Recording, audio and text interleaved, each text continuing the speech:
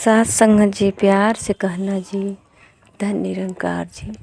सात संगत जी, मानव शरीर अन्य सभी शरीरों से श्रेष्ठ और परम दुर्लभ है और जीवों को प्रभु की विशेष कृपा से जन्म मृत्यु रूप संसार समुद्र से तरने के लिए ही मिलता है।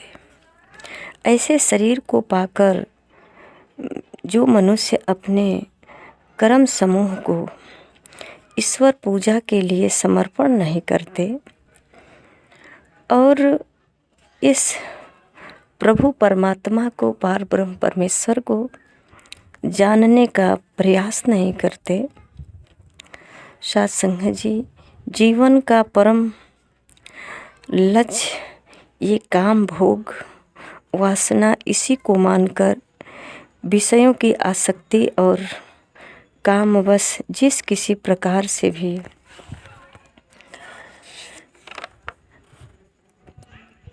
केवल विषयों की ही प्राप्ति और उनके प्रतिभोगों में लगे रहते हैं।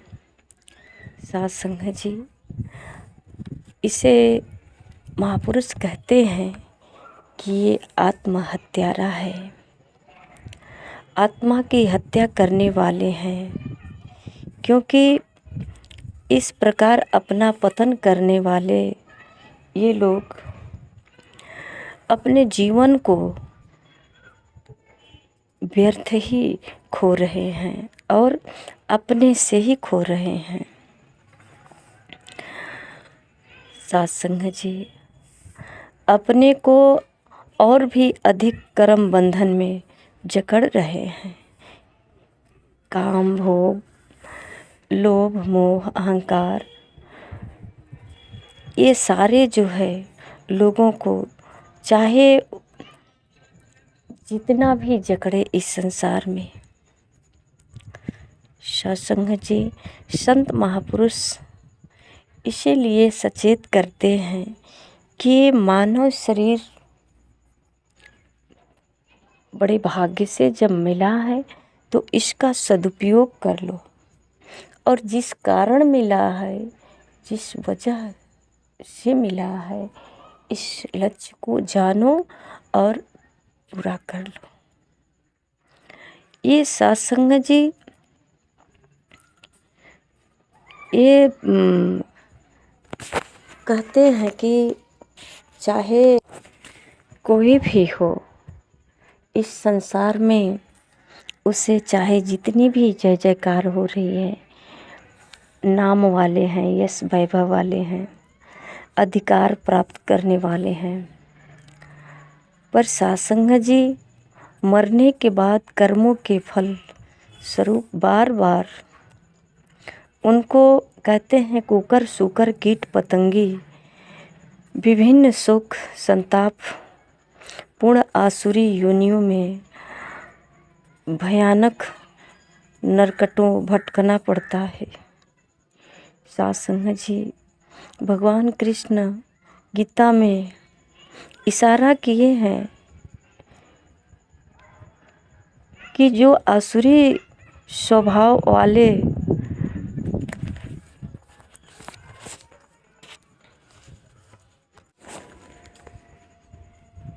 जो ये दुष्टों वाली प्रवृत्ति अपना रखे हैं, ये अपना स्वयं पतन कर रहे हैं। ये मानव जीवन मिला है अपना स्वयं जो है बनाने के लिए, अपना उद्धार करने के लिए। ये अज्ञानता रूप अंधकार से बचाने के लिए भगवान कृष्ण गीता में कहा है कि मनुष्य को अपने द्वारा अपना उद्धार करना चाहिए, अपना पतन नहीं करना चाहिए। जो परमेश्वर संपूर्ण जगत में व्याप्त है, जिनका सतत स्मरण करते हुए तथा जिनकी पूजा के लिए ही समस्त कर्म करने चाहिए, वे कैसे हैं, इस जिज्ञासा पर कहते हैं सत्संग जी,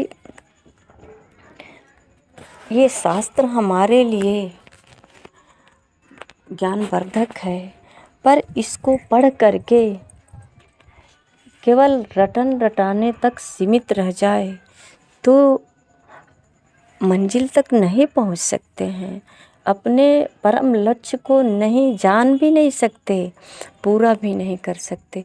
और पूरा भी कैसे करेंगे, जानेंगे तभी तो कि इसका लक्ष्य क्या है। साथ संगत जी, जब सद्गुरु के चरणों में आते हैं तो ये सद्गुरु होते ही इसी के लिए हैं। सद्गुरु आता है इस जग में सुखिया करने कुल संसार, ये सुखिया करने के लिए ही आते हैं। संसार जी अपनी बाणी में फरमाए हैं, प्रभु मानव की ओढ़ चुनरिया, प्रभु मानव की ओढ़ चुनरिया सतगुरु बनकर आता है। साथ संग जी, कहे अवतार की निज से निज का, अपना ही भेद बताने के लिए प्रभु जो है इस संसार में मानव के रूप में प्रकट होते हैं। ये मानव शरीर कोई साधारण शरीर नहीं है, और इसी शरीर में ऐसा ज्ञान की उपज होता है, ऐसा ज्ञान का भंडार खुलता है जो ये मानव ही है कि सबके कल्याण के लिए, सबके कल्याण के लिए जन जन तक जा कर के ये प्रेरणा देते हैं। सतगुरु माता सुदीक्षा जी महाराज धरती के कोने कोने में पहुंच कर के, साथ संगत जी आज कितनी बड़ी कृपा है कि जो इनके चरणों में आया है, इनके एक एक शब्द जिनके कानों में पहुंच पा रहा है। साथ संगत जी, मानो कि इनके लिए सवेरा अब हुआ है और जग जाने की बात कह रहे हैं कि अब तक तो अंधकार में है। जैसे एक अंधा व्यक्ति किसी इशारे या किसी आवाज़ से परख करता है, अपने पास स्पर्श से या आवाज़ से, आहट से, उसी प्रकार सत्संग जी जब ये सद्गुरु का शब्द कानों में स्पर्श होता है और आँखों से सद्गुरु का जब दर्शन होता है, ये आँखें जब स्पर्श करती है तस्वीर से, जब हाथों से सेवा करने का अवसर आता है तो साथ संगत जी ये आहट है, मिल जाती है कि कोई मिल गया। ये जो है जिसके लिए तड़प रहे थे और जिसको प्राप्त करने की बार बार ललक होती है, कभी रोते हैं, तड़पते हैं, बिलखते हैं और पता भी नहीं चलता किस लिए रो रहे हैं। जो असंतुष्टि के भांति जीवन में सब कुछ होने के बाद भी कहीं न कहीं कुछ कमी महसूस होता है, वो मिल गया, यही तो है। और साथ संगत जी, जो पकड़ लेता है, जिसके स्पर्श से जो समझ जाता है, उसकी अब सोचो आंखें खुल गई, पूर्ण रूप से वो पहचान गया, अब नहीं बिछड़ सकता है। साथ संगत जी अब एक हो गए, यही तो जानने की बात कही जाती है कि पहचान लो, जान लो, एक हो जाओ, एक को जानो, एक को मानो, एक हो जाओ। एक ही का विस्तार है सारा, ये संसार जो दिख रहा है ये सिर्फ एक ही का है। अगर दो दिख रहा है तो ये दूसरा ब्रह्म है, कुछ क्षण के लिए परछाई है। जैसा कि सद्गुरु बाबा जी का विचार अक्सर एक उदाहरण के रूप में आता है कि पानी में मोटी मोटी जो लहरें बनती हैं, ये एक नाम इसका पानी के से हटकर लहर बन गया। और ये लहर सच तो ये है कि ये पानी ही है, पर इसे लहर के नाम से हम जानते हैं। तुरंत ही चंद मिनटों में जो है पानी ही बन जाता है और पानी से लहर बन जाता है। इनकी उम्र जो है इतना ही क्षण के लिए होता है। तो साथ संगत जी, इसी प्रकार जो हमें अनेक दिखाई दे रहा है, जो संसार में हम अनेक रंग, अनेक रूप, अनेक प्रकार देख रहे हैं, ये एक ही है। और अनेकता में एक की परख करने की आज सतगुरु माता जो है बेड़ा उठाई और सबको एक कर रही हैं, ब्रह्म ज्ञान के द्वारा दिखा रही हैं कि ये अनेक में एक कैसे है, कौन है, इसकी पहचान कर लो। और जो सतगुरु के चरणों में आकर के अपना पहचान किया, इस अनेक में एक को जाना, जैसे कि लहरें में पानी को देखना। पानी में तो लहर नहीं दिखेगा, लहर में पानी को देख सकते हैं।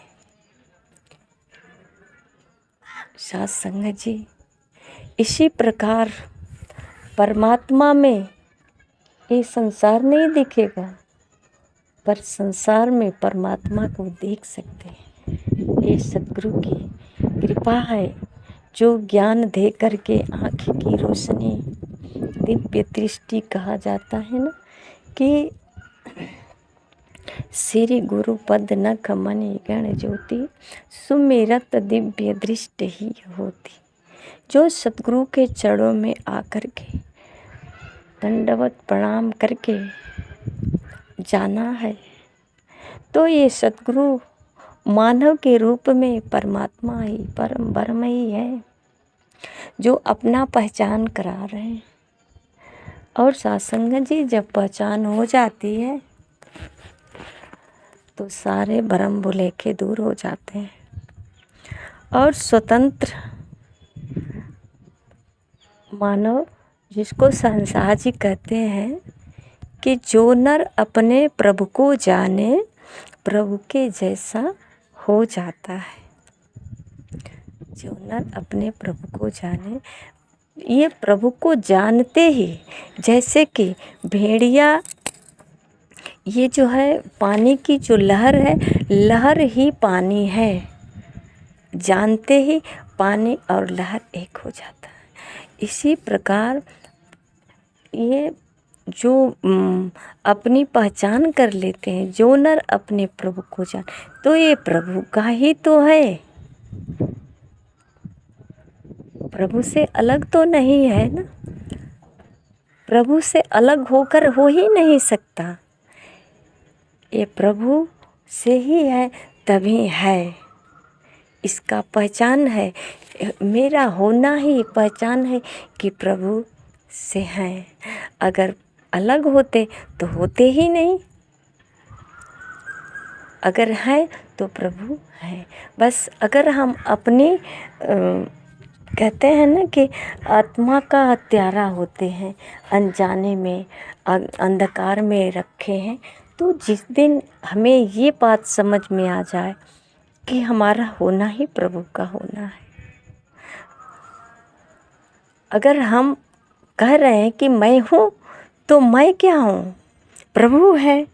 और प्रभु अगर नहीं है, अगर हमें ऐसा लगता है कि मैं हूँ और प्रभु मुझसे दूर है, तो सत्संग जी, ये हमारा भ्रम है। प्रभु से है, जैसे पानी और लहरें दो नहीं है, इसी प्रकार ये साकार और निराकार दो नहीं है, एक ही है। इसी को जो है संत महापुरुष कितने जो है प्रयास कर रहे हैं जनाने के लिए कि आओ रब का दर्शन कर लो, आओ रब का दर्शन कर लो।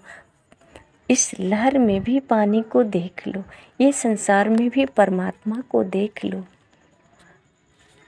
और जिसे ये कला मिल जाता है वे सारे विषयों विलासों से साथ संगत जी विमुख हो जाते हैं।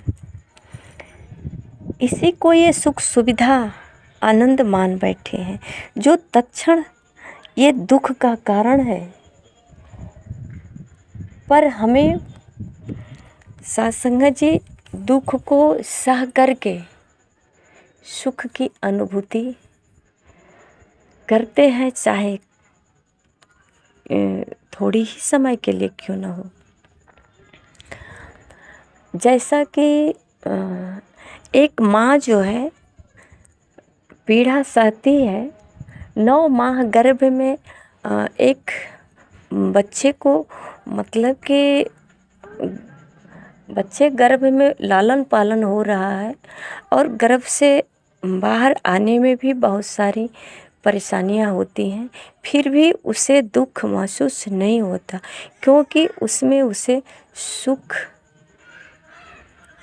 को तराशने की एक ऐसी जिज्ञासा है, ऐसा अपनत्व, ऐसा भाव है जो केवल सुख ही दिखाई दे रहा है। नहीं दिखाई दे रहा है कि कितनी परेशानियां हैं एक बच्चे को जन्म देने में।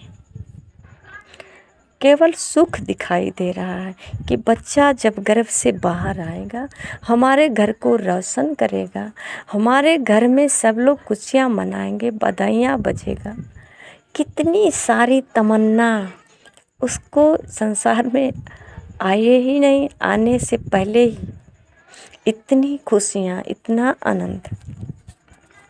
साथ संगत जी संत महापुरुष इसी प्रकार जो है इस संसार में परमात्मा को हर वक्त जो है कहा जाए हर क्षण हर पल महसूस करते हैं, दुख को नहीं महसूस करते। ये संसार लोग कहते हैं कि दुख का कारण है, ये दुख भरा संसार है, पर महापुरुषों के लिए तो ये साधन है। जैसा कि अभी अभी एक बच्चे की जन्म की बात कही गई, अगर माँ नहीं होती, माँ का गर्भ नहीं होता तो बच्चे जन्म कैसे लेता। माँ इतना पीड़े का सामना नहीं करती तो फिर बच्चे जन्म कैसे लेता। और बच्चा जन्म नहीं लेगा तो फिर ये प्राकृतिक चलेगी। ये जो हमारा कहते हैं वंश चल रहा है, ये कैसे चलता, हमारे घर में रौनक कैसे होता। तो ये एक साधन है, पीड़ा सह करके भी सुख को निकाल लेते हैं, तराश लेते हैं। इसी प्रकार जो है संत महापुरुष अपने दिव्य दृष्टि से जो सद्गुरु के द्वारा प्राप्त किए, जो सद्गुरु को स्मरण करके इन नज़रों को हर समय आईने की भांति मन को चमकाए रखे हैं और इस आँखों से केवल सद्गुरु का ही दीदार करते हैं, परमात्मा का ही दीदार करते हैं। और साथ संगत जी इन्हें केवल वो सुख ही दिखाई देता, दुख का महसूस नहीं होता। अगर आता है कुछ क्षण के लिए तो ये आस है कि ये होने के बाद ही वो होगा, जैसे दर्द होने के बाद ही प्रसव होगा। तो ये प्रसव पीड़ा का सहना मेरा दुख नहीं है, मेरा आने वाला सुख का, आने वाला सुख का ये इशारा है कि ये दुख सह करके ही सुख आएगा। तो हम सह लेते हैं ना, सबको पता है, सब देखते हैं कि पीड़ा होती है, पर किसी को तकलीफ़ नहीं होता। एक आस बनी है कि अभी अभी एक नवजात शिशु का जन्म होगा, हमारे घर में एक लालन पालन करने के लिए एक खिलौने के जैसे सुंदर सलोना बालक होगा। उसके वात्सल्य प्रेम में सब लोग जो है इतने मतलब गहरी नींद में खो जाते हैं कि कुछ दुख दिखाई नहीं देता। संगत जी, ज्ञानी पुरुष भी इसी प्रकार परमात्मा को सब में महसूस करके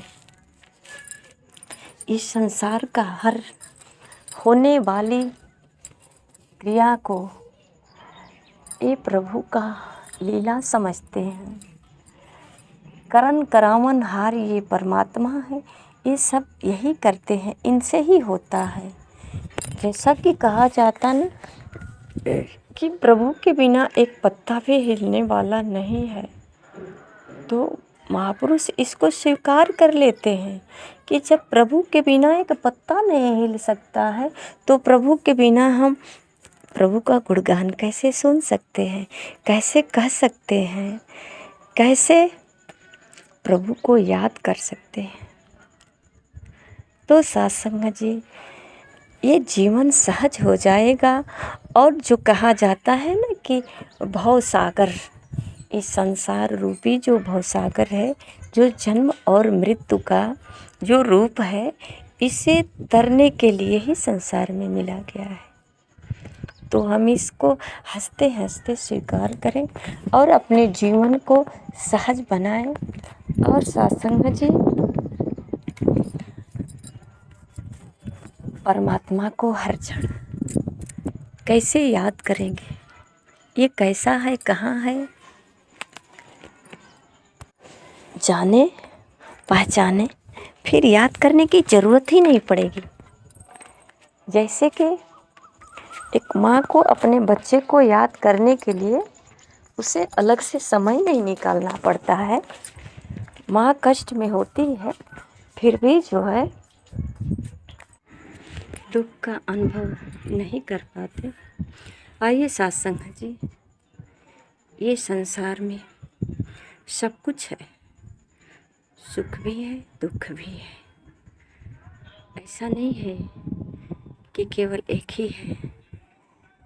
तो हमें तो सुख ही चाहिए ना, दुख कौन चाहता है। सुख देत सुख होता है, दुख देत दुख होए। सत्संग जी, प्यार से कहना जी। धन्य निरंकार जी।